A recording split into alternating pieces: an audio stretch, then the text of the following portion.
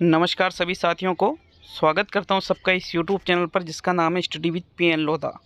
साथियों, रीट एग्ज़ाम 2021 हेतु आज का जो ये संस्कृत का पेपर है वास्तविक स्तर है इसका रीट वाला। रीट में इससे ज़्यादा स्तर नहीं रहेगा, इस चीज़ की मैं गारंटी देता हूं।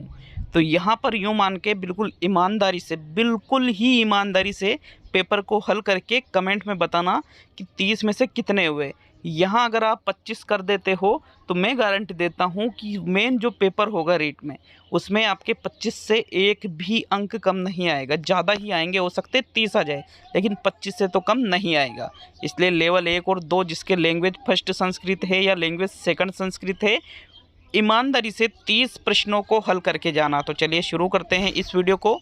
पहला क्वेश्चन देखेंगे साथियों, ये 9वां पेपर है। मैं आपको बता दूं, अगर इसके पहले के 8 टेस्ट देखने हैं तो लास्ट में आपको प्लेलिस्ट मिल जाएगी।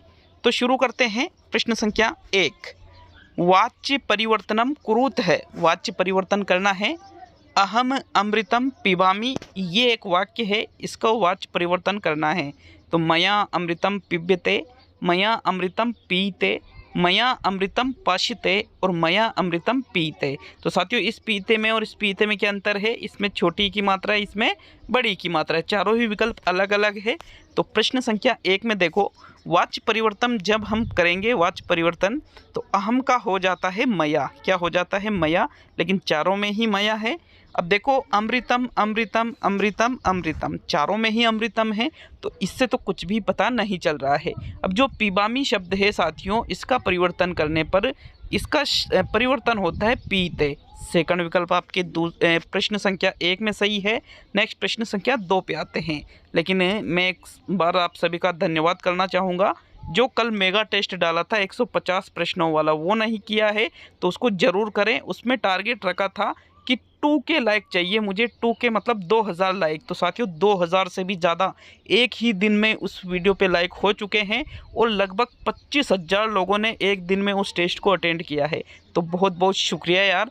वापस अगले संडे आपके पूरे 150 प्रश्नों का टेस्ट आएगा, पूरे 150 प्रश्नों का अगले संडे। तो जितना स्कोर इस टेस्ट में है, जैसे मान लो इसमें 120 है, तो अब टारगेट रखो मुझे अगले संडे वाले टेस्ट में 125 सही करना है। ठीक है, करना ही है। याद रखना, अगले संडे आपके एक तो साइकोलॉजी और एक आपके हिंदी, इन दोनों का लेवल बहुत ज़्यादा टफ रहने वाला है।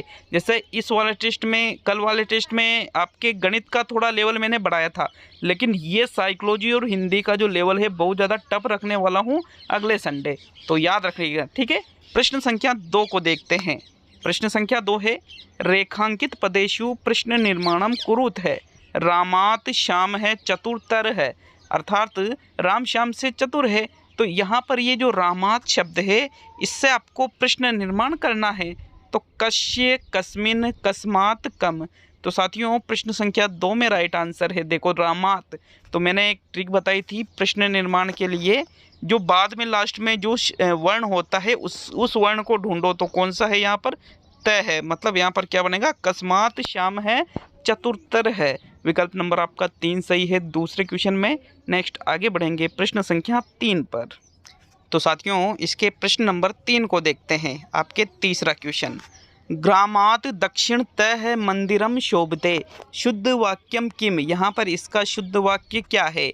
ग्रामम दक्षिण तय है मंदिरम शोभते, ग्रामे दक्षिण तय है मंदिरम शोभते, ग्रामस्य दक्षिण तय है मंदिरम शोभते और ग्रामाय दक्षिण तय है मंदिरम शोभते। तो देखो, यहाँ पर ग्रामात जो शब्द है इसमें अशुद्धि है, क्योंकि दक्षिण तय है, मंदिरम, शोभते, ये तीनों तो सारे ही विकल्पों में सेम है। तो साथियों, ग्रामात का हो जाता है ग्रामस्य। थर्ड विकल्प आपके तीसरे क्वेश्चन में सही है। ग्रामस्य दक्षिण तय है मंदिरम शोभते, ये इसका शुद्ध वाक्य होगा। विकल्प नंबर आपका 3 सही है तीसरे क्वेश्चन में। नेक्स्ट प्रश्न नंबर 4 पे आते हैं। तो चलिए चौथा क्वेश्चन। चौथा क्वेश्चन है, ये देखिएगा, सुक्ति पूर्यत है, सुक्ति की पूर्ति करना है। ये यहाँ पे रिक्त स्थान है। पापस्य कारणम, बलम पापस्य कारणम, धनम पापस्य कारणम, जलम पापस्य कारणम और क्रोध है पापस्य कारणम। तो मित्रों, प्रश्न संख्या 4 में राइट आंसर आपके आता है। ये जो सुक्ति है, इस सुक्ति को आप पूरा करोगे क्रोध से। क्रोध है पापस्य कारणम, ये सुक्ति होती है साथियों, अर्थात क्रोध पापों का कारण होता है। चौथा विकल्प आपके चौथे क्वेश्चन में बिल्कुल सही है। नेक्स्ट आगे बढ़ेंगे प्रश्न संख्या 5 पर। तो चलिए 5वें क्वेश्चन को देखेंगे।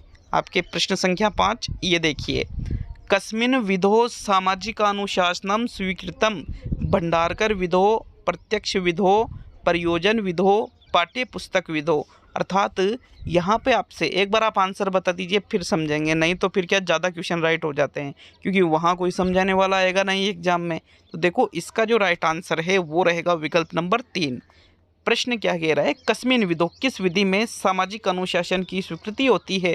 तो साथियों जो प्रयोजन विधि है इसमें सामाजिक अनुशासन सिखाया जाता है। थर्ड विकल्प आपका सही है प्रश्न 5 में। नेक्स्ट प्रश्न संख्या 6 की ओर बढ़ते हैं। तो चलिए छठा क्वेश्चन देखते हैं क्या पूछ रहे हैं आपसे। का क्रिया पद्य शिक्षणे उचिता नास्ति, प्रस्तावना है, प्रस्तुतिकरणम, भावबोधनम, मौन वाचनम। तो प्रश्न संख्या 6 में राइट आंसर एक बार बता दीजिए कि इस प्रश्न का सही आंसर कौन सा रहेगा। तो मित्रों देखिए प्रश्न संख्या 6 में जो सही आंसर है वो रहेगा चौथा विकल्प। कैसे? क्योंकि का क्रिया मतलब कौन सी क्रिया, पद्य शिक्षण है, पद्य शिक्षण में उचिता नास्ति, उचित नहीं है। तो साथियों पद्य शिक्षण में मौन वाचनम नहीं किया जाता है, मौन वाचन नहीं किया जाता है। इसमें प्रस्तावना, भावबोध, प्रस्तुतिकरण ये चीज़ें तो कर सकते हो, लेकिन मौन वाचन वर्जित होता है। तो आपका विकल्प नंबर जो 4 है वही आपके प्रश्न संख्या 6 में सही आंसर है। नेक्स्ट देखते हैं प्रश्न संख्या 7 को। तो चलिए 7वें क्वेश्चन की ओर बढ़ते हैं। आपके प्रश्न संख्या 7 ये देखिए साथियों, कविनाम निक्षम एतद गद्य है, पद्यम, नाटक है, अनुवाद है। तो एक बार यहाँ पर भी राइट आंसर बताइए, क्योंकि मैं अर्थ नहीं बताने वाला हूँ। एक बार आप अर्थ देखो, अर्थ समझो और आंसर दो, फिर प्रश्न का अर्थ बता दूंगा बिल्कुल। तो देखो प्रश्न संख्या 7 में राइट आंसर है गद्य है। कैसे है राइट? कविनाम निक्षम एतद, अर्थ इसका अर्थ होता है कवियों की कसौटी किसे कहा जाता है। तो कवियों की कसौटी गद्य को कहा जाता है साथियों। विकल्प संख्या 1 सही है 7वें क्वेश्चन में। नेक्स्ट अब हम प्रश्न संख्या 8 पे आते हैं। तो चलिए आपके 8वां प्रश्न ये देखते हैं।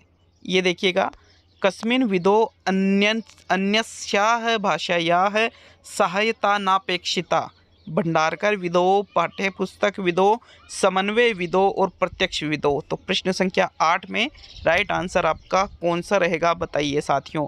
देखिए 8वें क्वेश्चन में जो राइट आंसर है वो रहेगा आपके चौथा विकल्प। क्यों? क्योंकि कस्मिन् विधौ किस विधि में, अन्यस्या मतलब अन्य भाषा या भाषा, किस विधि में अन्य भाषा सहायता ना अपेक्षिता, अन्य भाषा की सहायता अपेक्षित नहीं होती है। तो साथियों प्रत्यक्ष विधि में अन्य भाषा की सहायता अपेक्षित मतलब नहीं ली जाती है, क्योंकि जिस भाषा में पढ़ाया जाता है उसी भाषा में सब कुछ किया जाता है, अन्य भाषा की इसमें सहायता नहीं ले सकते। ठीक है, विकल्प नंबर 4 सही है आपके 8वें क्वेश्चन में। नेक्स्ट प्रश्न संख्या 9 पे आते हैं। तो चलिए 9वां क्वेश्चन ये देखिए साथियों, 9वें प्रश्न को, गद्य शिक्षणस्य प्रमुख उद्देश्यम अस्ति ज्ञानात्मकम, कौशलात्मकम, रागात्मकम और सर्वाणी। तो देखिए प्रश्न संख्या 9 में राइट आंसर बता दीजिए आपका कौन सा विकल्प इसमें सही रहेगा। तो मित्रों 9वें प्रश्न में जो राइट आंसर है वो रहेगा विकल्प संख्या 1 ज्ञानात्मकम। क्यों? क्योंकि गद्य शिक्षण का प्रमुख उद्देश्य है साथियों, गद्य शिक्षण का प्रमुख उद्देश्य ज्ञानात्मक होता है, रागात्मक नहीं होता है, क्योंकि रागात्मक तो पद्य शिक्षण का होता है, इसलिए ये गलत है। और ये गलत है तो सर्वाणी भी नहीं हो सकता, कौशलात्मक भी नहीं है। ओनली प्रथम विकल्प आपके 9वें प्रश्न में सही है। देखो किसी भी प्रश्न पर डाउट हो तो कमेंट कर सकते हो। कल भी 1-2 प्रश्नों में मेगा टेस्ट में मिस्टेक थी, तो वो तो होना स्वाभाविक है। 150 प्रश्न आप खुद बना के देख लो, कम से कम 5 प्रश्नों में मिस्टेक कहीं ना कहीं आ ही जाती है साथियों। ठीक है, नेक्स्ट प्रश्न संख्या 10 को देखेंगे, अगर आप अच्छे लेवल से प्रश्न बनाओगे तो 10वां क्वेश्चन आपके है, पारायण विधेय अंग है अस्ति, व्याकरण विधि है, प्रत्यक्ष विधि है, व्याख्या विधि है, पाठशाला विधि है। अर्थात नहीं बताऊंगा। क्यों बताऊं? क्योंकि एक बार आप आंसर बताओ। तो 10वें क्वेश्चन में जो राइट आंसर है वो रहेगा मित्रों प्रश्न संख्या 10 में पाठशाला विधि है। पारायण विधि किसका अंग है? तो साथियों पारायण विधि पाठशाला विधि का ही एक अंग है। विकल्प संख्या जो 4 है वो राइट आंसर है 10वें में। नेक्स्ट आगे बढ़ेंगे प्रश्न संख्या 11 पर। तो चलिए 11वें प्रश्न को देखते हैं। ये देखिएगा, निम्नांकितेषु शब्देषु उपसर्ग है, रहित है, शब्द है अस्ति, अनुराग है, पराग है, विराग है, संलाप है। तो देखो प्रश्न संख्या 11 में सही विकल्प आपको चुनना है। 11वें क्वेश्चन में जो राइट आंसर है साथियों मैं बता देता हूँ। राइट आंसर है पराग है। प्रश्न पूछ रहा है इनमें से किस शब्द में उपसर्ग रहित मतलब उपसर्ग नहीं है। तो देखो अनुराग में अनु प्लस राग अनु उपसर्ग है, विराग में वी प्लस राग वी उपसर्ग है, संलाप में सम प्लस लाप तो सम उपसर्ग है। बाकी जो पराग है शब्द है इसमें कोई शब्द मतलब कोई उपसर्ग नहीं लगा हुआ है, इसलिए आपका जो सेकंड विकल्प है 11वें क्वेश्चन में ये राइट आंसर है साथियों। नेक्स्ट आगे बढ़ेंगे प्रश्न संख्या 12 पर। वीडियो को यार लाइक जरूर कर दीजिएगा। कल जो 2K का लाइक था 2K 2000 लाइक आपने उस वीडियो पे किए और 25,000 व्यूज़, मुझे तो विश्वास नहीं हो रहा है, लेकिन आप सबका जो इतना साथ मिला है प्यार मिला उसके लिए आप सभी धन्यवाद के पात्र हो। तो चलिए नेक्स्ट प्रश्न संख्या 12। तो 12वां क्वेश्चन, दृश्य काव्यस्य च श्रव्य काव्यस्य उदाहरण अस्ति कथाः काव्यम व्याकरणम रूपकम। तो देखो मैंने कहा था एग्ज़ाम लेवल का है ये पैटर्न, 100% गारंटी देता हूँ। अगर इससे कठिन पेपर आ जाए तो यूट्यूब चैनल बंद कर दूंगा साथियों संस्कृत का। तो देखो 12वें क्वेश्चन में जो राइट आंसर है वो रहेगा आपके विकल्प नंबर 4। कैसे सही है ये ईमानदारी से कमेंट करना, बिल्कुल ईमानदारी से, क्योंकि ज़्यादा क्वेश्चन ज़्यादा यूँ कर देते हो कि मेरे 30 में से 30 हो गए तो वो खुद को धोखा देना है। अगर हो गए तो बिल्कुल आप काबिल तारीफ है, लेकिन झूठ बोल रहे हो तो भाई आप खुद को धोखा दे रहे हो, अपने माँ बाप को धोखा दे रहे हो। तो यहाँ राइट आंसर चौथा कैसे है, दृश्य काव्यस्य मतलब दृश्य काव्य च श्रव्य काव्यस्य और श्रव्य काव्य, इसका उदाहरण कौन सा है। तो साथियों कथा, कथा तो सिर्फ श्रव्य है। व्याकरणम, व्याकरण भी श्रव्य है। दृश्य कहाँ है साथियों, काव्यम भी नहीं बल्कि रूपकम, रूपकम का मतलब होता है नाटक। क्या होता है, नाटक। तो आपके यहाँ पर जो रूपकम या नाटक है इसमें सुनाई भी देता है और दिखाई भी देता है, इसलिए आपका चौथा विकल्प 12वें प्रश्न में सही है। नेक्स्ट प्रश्न संख्या 13 पे आते हैं। तो 13वां क्वेश्चन, आत्मनो ज्ञानम इति विग्रह रूपम भवति। आत्मा ज्ञानम, आत्मज्ञानम, आत्मन ज्ञानम और आत्मा ना ज्ञानम।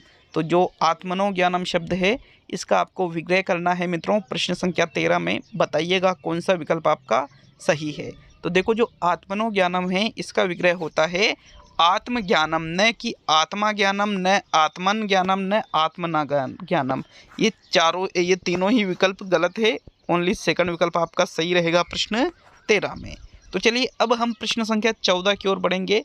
प्रश्न संख्या 14 ये देखिएगा, नासत्य साध्यम इति पदेषु संधि वर्तते।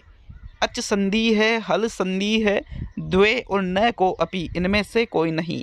तो प्रश्न संख्या 14 में एक बार आप आंसर बता दीजिए, फिर इस प्रश्न के ऊपर भी हम चर्चा कर लेंगे। देखो 14वें क्वेश्चन में जो राइट आंसर है वो है आपके विकल्प संख्या 1। कैसे, क्योंकि इसमें आपसे संधि पूछी है तो साथियों इसका संधि विच्छेद क्या होगा, नास्ति। क्या होगा, नास्ति प्लस असाध्यम बराबर शब्द बनेगा नासत्य साध्यम।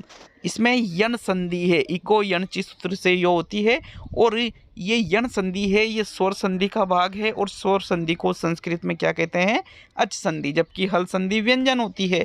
तो इसलिए प्रथम विकल्प 14वें क्वेश्चन में सही है। तो चलिए नेक्स्ट प्रश्न संख्या 15। कमेंट करके बताएं यार वीडियो आपको कैसा लगा, हमें ज़रूर बता करके जाए। अच्छा लगा तो हमें मोटिवेट कीजिए साथियों कि भाई हाँ अच्छा है, नहीं लगा तो भी कोई बात नहीं, नहीं लगे तो भी कोई बात नहीं, हम और ज़्यादा मेहनत करेंगे। ठीक है।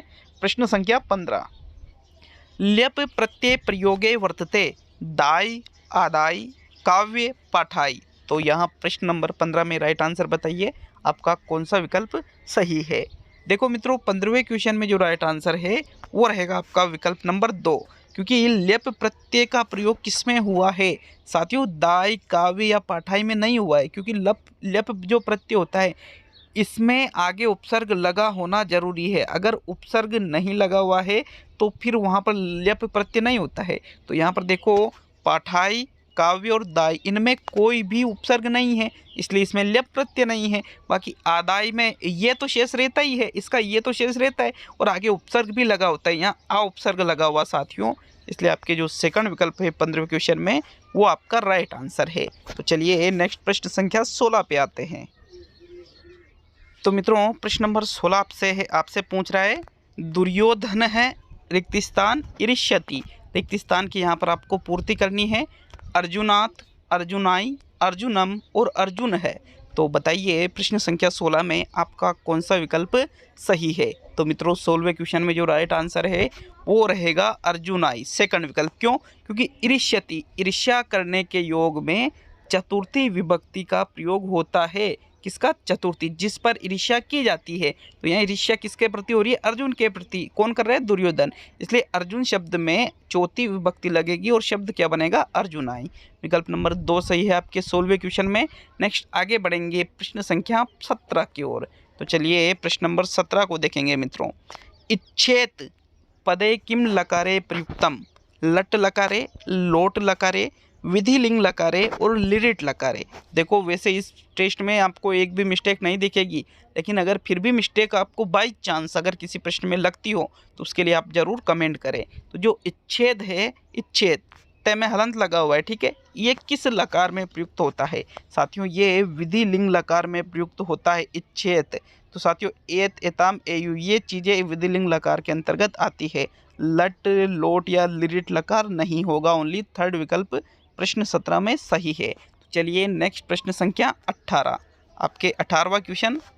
रमा शब्दस्य सप्तमी बहुवचने रूपम वर्तते। रमासु, रमायाम, रमाये, रमाया है। तो यहाँ 18वें क्वेश्चन में आपको राइट आंसर बताना है। देखिए प्रश्न संख्या 18 में राइट आंसर आपके जो है वो है साथियों विकल्प नंबर 1 रमासु। कैसे है? रमा शब्द का सप्तमी बहुवचन आपको बताना है। तो साथियों एक वचन, द्विवचन, बहुवचन। रमा शब्द चलता है आपके आकारांत स्त्रीलिंग में। किस में चलता है? आकारांत स्त्रीलिंग में। तो आकारांत स्त्रीलिंग के अंतर्गत रमा जो शब्द है इसका सप्तमी बहुवचन रमासु होता है। रमायाम, रमाया है, रमाये नहीं होगा। आपके प्रथम विकल्प सही है 18वें क्वेश्चन में। नेक्स्ट हम प्रश्न संख्या 19 की ओर बढ़ेंगे। तो चलिए प्रश्न नंबर 19 को देखते हैं। आपके 19वां क्वेश्चन। देवता शब्दे लिंगः अस्ति पुल्लिंगे, स्त्रीलिंगे, नपुंसकलिंगे न को अपि, इनमें से कोई नहीं। तो प्रश्न संख्या 19 में राइट आंसर का चुनाव करो। कौन सा विकल्प आपके 19वें प्रश्न में सही है साथियों? देखो 19वें क्वेश्चन में जो राइट आंसर है वो रहेगा विकल्प संख्या 2 स्त्रीलिंगे। देवता शब्द संस्कृत के अंतर्गत स्त्रीलिंग होता है और हिंदी के अंतर्गत साथियों ये पुल्लिंग होता है। कैसे होता है? क्योंकि संस्कृत में एक नियम होता है, तल प्रत्यय युक्त शब्द संस्कृत में स्त्रीलिंग होते हैं। जैसे यहाँ पर देवता जो शब्द है इसमें तल प्रत्यय लगा हुआ है, इसकी वजह से ये स्त्रीलिंग के अंतर्गत आ जाएगा। तो सेकंड विकल्प 19वें क्वेश्चन में सही है। नेक्स्ट हम बढ़ेंगे प्रश्न संख्या 20 पर। तो चलिए 20वां क्वेश्चन। 20वां क्वेश्चन है मित्रों। रुग्णः है शब्दे विलोम है अस्ति, अस्वस्थ है, स्वस्थ है, उष्ण है, सर्वाणी। तो प्रश्न संख्या 20 में आप एक बार सही विकल्प का चयन कर लो कि कौन सा विकल्प आपका इसमें सही है। तो मित्रों 20वें क्वेश्चन में जो राइट आंसर है वो रहेगा स्वस्थ है। कैसे रहेगा? क्योंकि रुग्ण है शब्द का आपसे विलोम पूछा है, तो उष्ण है नहीं होता है। उष्ण तो शीत का विलोम होता है। किसका होता है? शीत का। तो ये गलत, तो ये भी गलत। अस्वस्थ है नहीं होता है, क्योंकि रुग्ण है और अस्वस्थ है ये तो एक दूसरे के पर्याय है।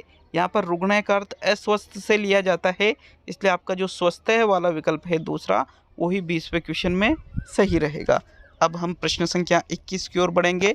तो चलिए 21वां प्रश्न ये देखिएगा। अष्टम सप्तम किम छंदः यति वर्तते? शिखरिणी, हरिणी, शार्दुल, विक्रीडित और मालिनी।